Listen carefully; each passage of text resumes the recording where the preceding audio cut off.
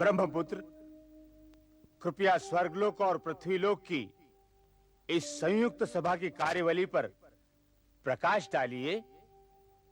अवश्य देवेंद्र, अवश्य। ये सभा प्रशासन संबंधी समस्याओं पर विचार करने के लिए आमंत्रित की गई है। इसीलिए आप सभी ब्रह्मर्षियों को पृथ्वीलोक से यहां आने का कष्ट दिया गया है। क्या यह सभा पृथ्वीलोक की समस्याओं पर भी विचार करेगी? निस्संदेह है ब्रह्मर्षि, निस्संदेह। तब तो हे देवेंद्र, इस सभा के लिए महर्षि विश्वामित्र को भी आमंत्रित करना चाहिए था। नारायण नारायण। इस सभा के लिए केवल ब्रह्म ऋषि ही आमंत्रित किए जा सकते थे ऋषिवर। परंतु आपत्ति में औपचारिकता का कोई स्थान नहीं है देवेंद्र। महर्षि विश्वामित्र के ब्रह्मर्षि होने में भी बहुत विलंब नहीं है। वे व्यक्तिगत सुख, दुख, शोक और आनंद की सीमाएं पार कर चुके हैं। उनके बिना पृथ्वीलोक के विषय में कोई भी निर्णय लेना न उचित है और ना ही संभव। इसलिए हे देवेंद्र, आप किसी को उनके पास भेजिए। तो फिर हे बृहस्पति, आप ही बताइए, उसे आमंत्रित करने के लिए किसे भेजा जाए? नारायण नारायण। लगता है इसके लिए तो मुझे ही जाना पड़ेगा। कारण यह है ब्रह्मर्षि कि उनके लिए जो निमंत्रण है वो तो केवल एक अनुबोध है। वैसे भी आपकी और देवेंद्र की ओर से उनका मन यूं भी मैला है। कहीं उन्होंने आपसे पूछा, नंदिनी दो तब चलूंगा? तब क्या होगा? नारायण। इसीलिए मेरे विचार से उन्हें बहला कर लाने के लिए मेरा ही जाना उचित है। वैसे आप या देवेंद्र जो उचित समझे करें। मैं ब्रह्मपुत्र नारद के इस प्रस्ताव का समर्थन करता हूं। अब तो मुझे ही जाना पड़ेगा। नारायण।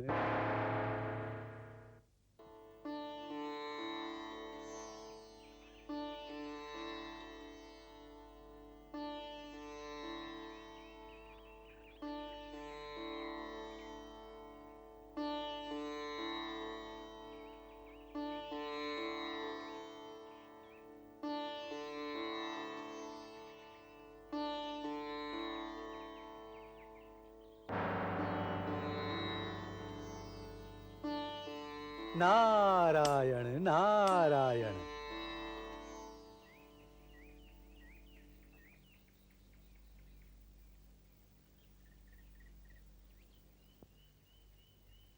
सादर प्रणाम देवऋषि। यशस्वी भव। यदि आपसे यह पूछना असभ्यता का प्रदर्शन न हो तो कृपया मुझे यह बताइए कि आपने मुझे दर्शन देने का कष्ट क्यों किया? क्योंकि बिना किसी कारण के तो आप कहीं आते जाते नहीं। मैंने तो तुम्हें पहले ही कहा था ऋषिवर, मैं तुम्हारे पास आऊं कैसे नहीं। तुम तो मेरे अपने हो। परंतु आज तो मैं स्वयं नहीं आया हूं, दूत बनाकर भेजा गया हूं। दूत? आप किसके दूत बनकर आए हैं ब्रह्मपुत्र?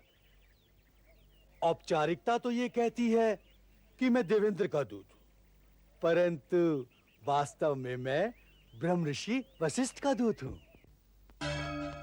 ब्रह्मर्षि वशिष्ठ? आश्चर्य का तो ये विषय है ही। देवेंद्र ने स्वर्गलोक में एक सभा आयोजित की। पृथ्वीलोक से सारे ब्रह्मर्षि बुलाए गए। तब ब्रह्मर्षि वशिष्ठ ने कहा कि आज नहीं तो कल विश्वामित्र भी ब्रह्मर्षि हो ही जाएंगे, इसलिए उन्हें भी सभा में बुलाना चाहिए। यह सुनकर देवेंद्र को बड़ी आपत्ति हुई। तुम तो जानते ही हो, तुम्हारा नाम सुनते ही उनका रक्त खौलने लगता है। तो ब्रह्मर्षि वशिष्ठ ने यह कहा कि मैं आज नहीं तो कल ब्रह्मर्षि बन ही जाऊंगा। इसलिए मुझे बुला लिया जाए। नहीं नहीं, ऐसी बात नहीं है ऋषिवर। उन्होंने कहा कि तुम्हें बुलाना अति आवश्यक है। तो प्रश्न उठा, जाए कौन? नारायण, इसीलिए मैं खड़ा हूं तुम्हारे सामने। यदि कोई और आया होता तो हे ब्रह्मपुत्र, मैंने देवेंद्र या ब्रह्म ऋषि का आमंत्रण स्वीकार भी न किया होता। मैं ब्रह्म ऋषि बन जाने के उपरांत ही ब्रह्म ऋषि वशिष्ठ के दर्शन करता, किंतु आप मेरे लिए आदरणीय हैं, इसलिए चलिए। नारायण नारायण।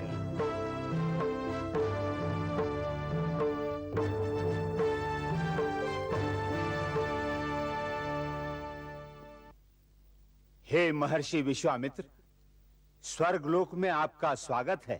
हे देवेंद्र, स्वर्ग में तो सदैव ऋतुराज का वातावरण रहता है, किंतु लगता है यहां शीतकाल चल रहा है।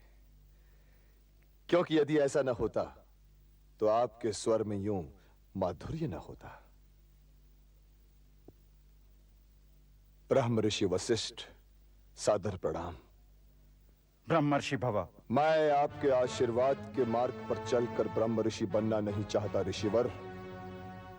मैं उस लक्ष्य तक अपनी तपस्या के मार्ग पर चलकर पहुंचूंगा। स्थान ग्रहण कीजिए महर्षि। जो आज्ञा देवगुरु।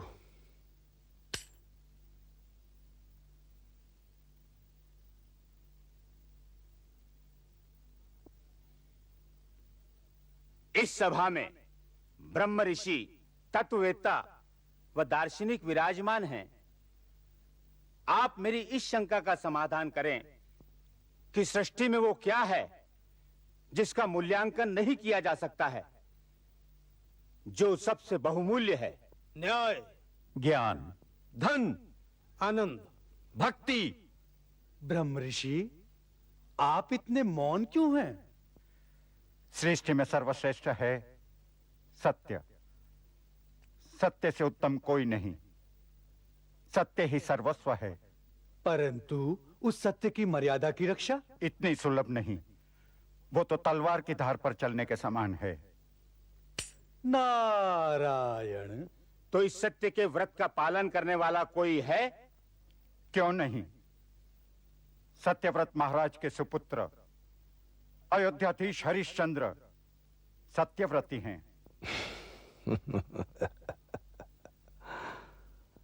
आप हंस क्यों पड़े महर्षि? हंसू नहीं तो क्या अभिनंदन करूं। सृष्टि में जिस व्रत का पालन करना किसी के लिए भी असंभव है, वो व्रत भला किसी राजा के लिए कैसे संभव होगा? ब्रह्म ऋषि वशिष्ठ, आपकी इस बारे में क्या धारणा है? विश्वामित्र महर्षि के कहने मात्र से ये असंभव थोड़े ही हो जाता है। ये भी ठीक है, परंतु ब्रह्म ऋषि, सत्यव्रत का पालन करना तो कष्टतर है।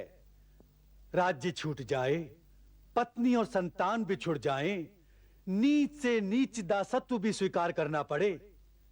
क्या इन स्थितियों में भी सत्य का पालन करना संभव होगा? यदि संभव ना हो सका तो व्रत कैसे संपूर्ण और सफल माना जाएगा? भाग्य उसके साथ छल कपट भी करे, विधाता उसे विवश भी कर दे कि वह सत्य बोले, तब भी हरिश्चंद्र सत्य नहीं बोलेगा, सत्य से नहीं टलेगा। नारायण। महर्षि, ब्रह्म ऋषि के कथन में केवल सत्य ही सत्य है। नहीं, कदाचित नहीं। हरिश्चंद्र से असत्य बुलवाना कोई कठिन कार्य नहीं। आप उनसे असत्य बुलवा सकते हैं? हां। यह असंभव है। यदि ये संभव हुआ तो अपनी संपूर्ण तपोशक्ति विश्वामित्र को समर्पित कर दूंगा और उनके ब्रह्मर्षि बनने के समस्त साधन जुटा दूंगा। इसकी कोई आवश्यकता नहीं। मैं स्वयं अपनी तपोशक्ति से ब्रह्म ऋषि बन सकता हूं। बन सकते हैं, अवश्य बन सकते हैं, किंतु ये तो बताइए महर्षि, आप दांव पर क्या लगा रहे हैं? यदि मैं पराजित हुआ तो अपना आधा तपोबल हरिश्चंद्र को समर्पित कर दूंगा। जब तक विश्वामित्र हरिश्चंद्र की परीक्षा न ले, तब तक के लिए सभा स्थगित की जाती है।